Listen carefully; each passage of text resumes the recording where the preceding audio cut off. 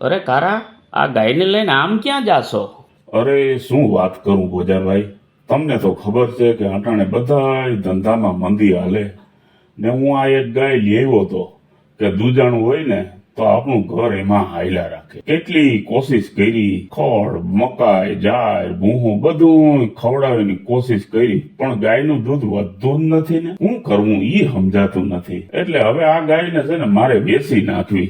અરે ગાય થોડી વેચાય. આ જો મારે એક જ ગાય છે તો આખા ઘરનો બધો કારોબાર ઉપાડી લ્યો. ઘરના બધાય ખર્ચા તો મારે દૂધાણામાં જ નીકળી જાય. અને તારી આ ગાયને પોષણની જરૂર છે ગાંડા. જો એને પૂરતું પોષણ મળે ને તો એ સારું દૂધ કરે. પણ તો મારે પૂરતા પોષણ માટે કરવું હું એ નથી સમજાતું.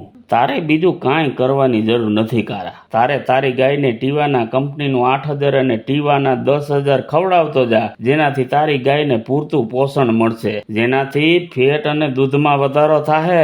એટલે આજે જ જઈને લઈ આય ટીવાના કંપનીનું 8,000 અને 10,000. ટીવાના ફીટ, ટીવાના ફીટ, ટીવાના ફીટ, ટીવાના ફીટ, ટીવાના ફીટ.